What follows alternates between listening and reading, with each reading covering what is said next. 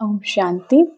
आज 22/11/2023 के बाबा के मधुर मुरली के महावाक्य हैं। मीठे बच्चे, तुम ब्राह्मणों का ये नया झाड़ है, इसकी वृद्धि भी करनी है तो संभाल भी करनी है, क्योंकि नए झाड़ को चिड़ियाएं खा जाती हैं। तुम ब्राह्मणों का ये नया झाड़ है, माना कि एक नया वृक्ष है। तो बाबा कहते हैं तुम्हें अब इस वृक्ष की वृद्धि भी करनी है, माना सभी को बाबा का परिचय भी देना है, ज्ञान भी सुनाना है। अब इसकी संभाल करनी है किससे? इस झाड़ को जब कोई वृक्ष लगता है तो पत्तियां कोमल होती हैं, कभी कभी चिड़ियाएं भी खा जाती हैं। तो कौन सी चिड़ियाएं? माना बाबा कहते हैं शुरू में जब ज्ञान की धारणा होती है तो इतना पक्के नहीं होते बच्चे, तो क्या होता है, माया रूपी चिड़ियाएं खा जाती हैं। काम, क्रोध, मोह, लोभ, अहंकार, निंदा, किसी के बातों में आना, ये सब चीज़ें बाबा कहते हैं तो बहुत संभाल करनी है। प्रश्न है आज की मुरली से, ब्राह्मण झाड़ में निकले हुए पत्ते मुरझाते क्यों हैं? कारण और निवारण क्या है? उत्तर, बाबा ने जो ज्ञान के वंडरफुल राज सुनाते हैं, बाबा जो अलग अलग ज्ञान का राज सुनाते हैं, वह ना समझने के कारण उनके मन में संशय उठता है, डाउट उठता है कि ऐसा कैसे हो सकता है।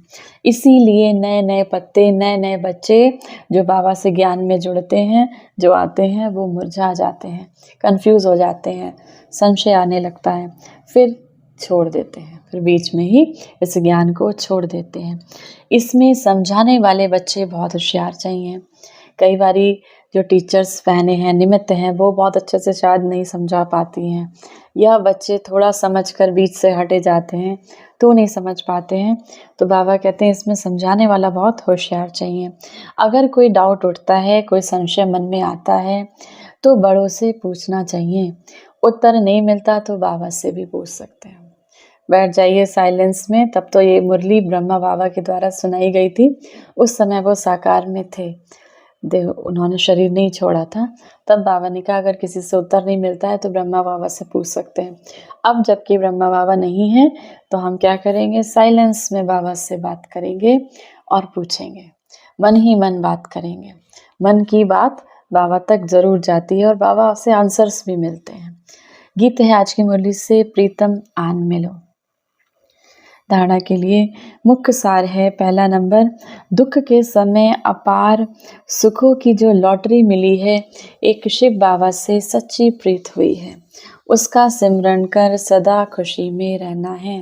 इस कलयुगी समय में जहाँ पर बाबा कहते हैं इस दुख के समय में अपार सुखों की लॉटरी मिली, बाबा ने हमें बहुत सुख दिया, अतीन्द्रिय सुख का अनुभव किया। जब आत्मा समझ खुद को बाबा को याद करते हैं तो जो शांति अनुभव होती है वो दुनिया में किसी भी सुख में नहीं। तो बाबा ने हमें वो सुख दिया, बाबा ने हमें सतयुग त्रेता 21 जन्म के लिए सुख देने का वायदा किया, तो बहुत सुख दिए।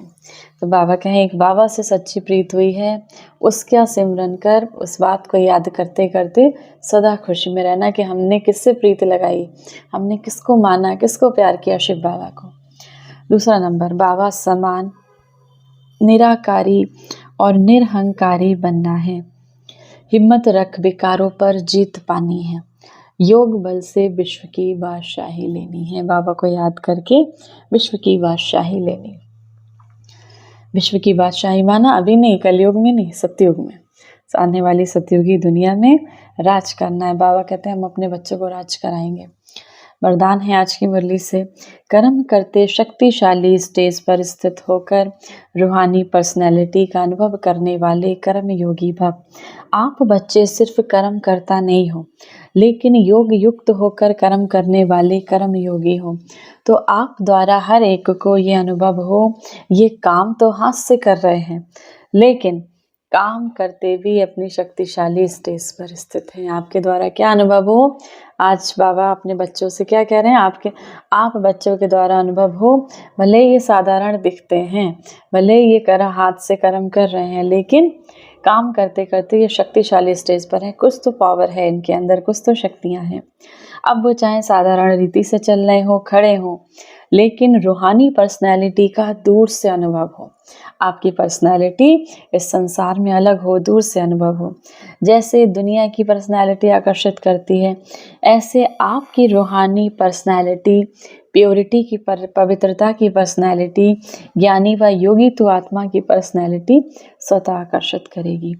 स्लोगन है आज की मुरली से, सही राह पर चलने वाले तथा सभी को सही राह दिखाने वाले सच्चे सच्चे लाइट हाउस हैं।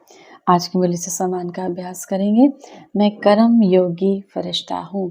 उठते बैठते चलते फिरते कर्म करते करते शिव बाबा की याद में रहने वाली मैं कर्म योगी आत्मा हूँ, या फिर मैं कर्म योगी फरिश्ता हूँ।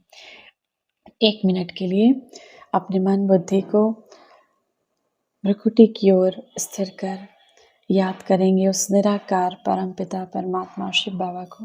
मैं विश्व कल्याणकारी आत्मा भ्रुकुटी के बीच स्टार की तरह स्वयं को देख रही हूँ। मैं आत्मा स्वयं को परम धाम में शिव बाबा के साथ अनुभव कर रही हूँ। बाबा से शक्तियों का, गुणों का, ज्ञान की किरणें मुझ आत्मा में समाती जा रही हैं। मुझ आत्मा से शक्तियों की किरणों का प्रवाह विश्व की हर एक आत्मा तक पहुंच रहा है और विश्व कल्याण के कार्य में मैं आत्मा स्वयं भी सहयोगी बन रही हूँ। विश्व की अन्य आत्माओं को भी सहयोगी बना रही हूँ, जिससे इस विश्व की आत्माओं का विकारों के संस्कार, व्यर्थ के संस्कार समाप्त होते जा रहे हैं। विश्व की हर एक आत्मा पावन बनती जा रही है, सुखी होती जा रही है। मैं विश्व कल्याणकारी आत्मा हूँ। मैं विश्व कल्याणकारी आत्मा हूँ।